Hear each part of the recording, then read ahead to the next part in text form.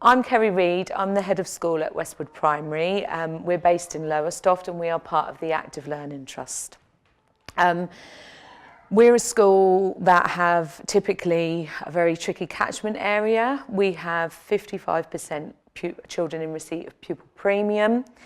Unemployment rates are high and our children often enter school in a position where they're not ready to learn. With regards to our year ones, we've known that we've needed to do something different. What we have been doing previously for year ones has not been giving us the progress and the impact that we want for our children. So we looked really carefully at actually what was happening with year one. We looked at previous autumn term lesson observations. We looked at data for year ones, but we also looked at our Ofsted and what our strengths were at the early years. So we are a school that's got a good Ofsted rating, and for our early years team, they have had 2 Ofsted inspections where they've got outstanding. So we looked at the strengths. We started at what was going well and actually what we were missing when these children came through to year one. We had lesson observations with year one teachers that were tearing their hair out in the autumn term, saying actually, you know, these children can't sit at a table and they can't concentrate. What are we doing wrong? What's going wrong for these children? And actually it wasn't that anything was going wrong, it was that our curriculum was not right.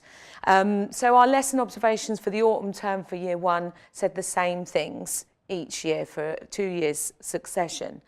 Then we moved to looking at the data. We found that on entry, our typical on entry to nursery is around 88%, significantly below, and that's very typical each year.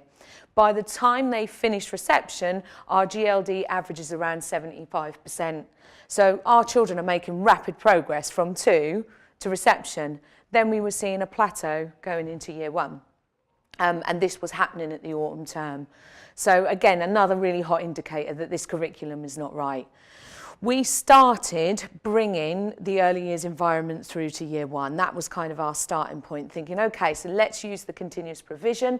Let's get these children to use those characteristics of effective learning in the year one environment. We realised really quickly that that wasn't working either. And what the children did in year one was show us reception learning. So we were realising really quickly that actually, have we got the skills? Are we on the right track here? So then we sought support from the early excellence team. We emailed and phoned and said, actually, we need some help with this, we need some guidance. And they signposted us to the EBL training project. And it was 5 days training throughout a whole year. And actually it detailed really clearly for us the support that we were going to get for the environment, for the adults, for the curriculum, for the planning. So really, really quickly we were like, yeah, this is what we needed. So we went along to the first day's training. And again, it was really a successful, but a real eye-opener for us as a team, that actually what we thought was going to be an environment reorganisation and some tweaks to the curriculum, actually it was a whole culture change. It was a whole ethos change, and it was something that I could see as a leader is going to snowball throughout my whole school.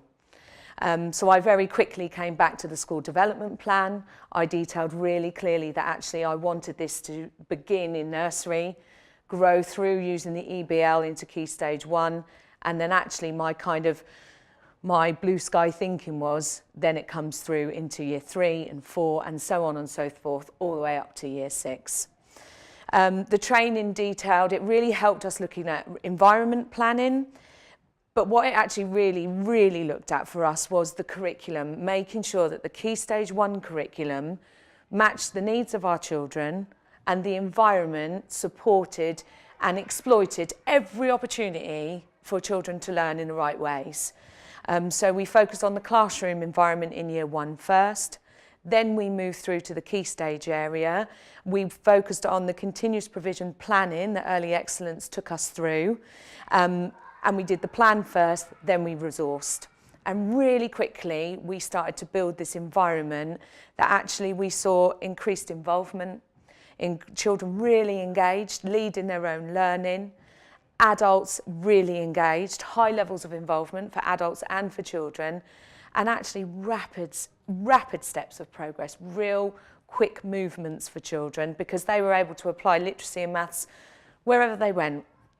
We then realised really quickly that, again, hold on, something's not right here for us. These children are showing us in the environment what we need, but we're not giving them enough time in the environment.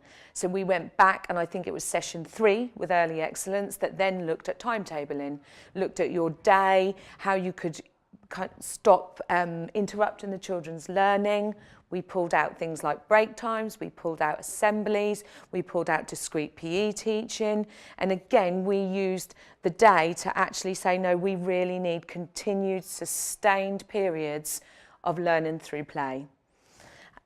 So in the spring term, again, we saw a whoosh in progress. So that rapid progress was starting and there was no plateau point. And that continued.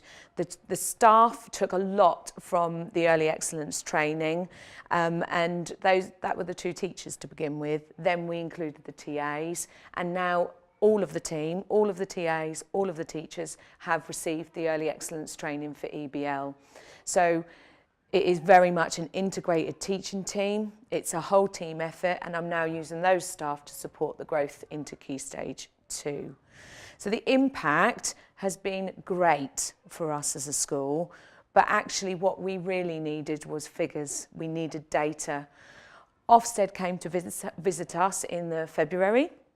So we'd had 3 sessions by then with Early Excellence. We were really nervous. We weren't sure if Ofsted was going to be on board with the movement and the culture change and the new ethos and our vision.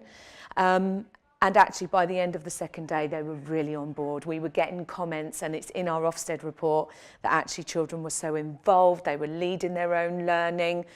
Progress is really visible. Progress is visible in their books. Parents understood what we were doing. Parents were fully supportive of our ethos. And I was starting to be able to produce some really clear data that actually detailed where the progress was. And the progress was not only in maths and literacy, it was all of the other subjects. No longer were we teaching blocks, actually it was completely wrapped around them. So our kind of typical exit picture for year 1 was previously around 60% of children where they should be, so at expected level. Last year's year 1, which are now this year's year 2 cohort, they had 80% at expected level or above. Our picture for the phonics test is always one that's gone up and down, up and down. We've always just scraped either at or just below national. It's never been a steady picture for our year 1. This year we absolutely smashed it at 87%. So I then had some data by the summer term to say, I know this works. The children are showing me that it's working. My lesson observations of teachers are showing me that it's working. I have progress data, attainment data that shows me it's working. So now we need to move this on to year 2. So in the summer term last year, the rollout then started in year 2. We had visits from Early Excellence that supported us as leaders to start working with our year 2 team. The year 2 team started joining the training with Early Excellence, and by September, it was fully up and running in year 2. We are now rolling that programme into year 3 with the support of Early Excellence. So it's been a huge success for us, and it is an ethos and it is a culture change to the point where we've changed our school's vision.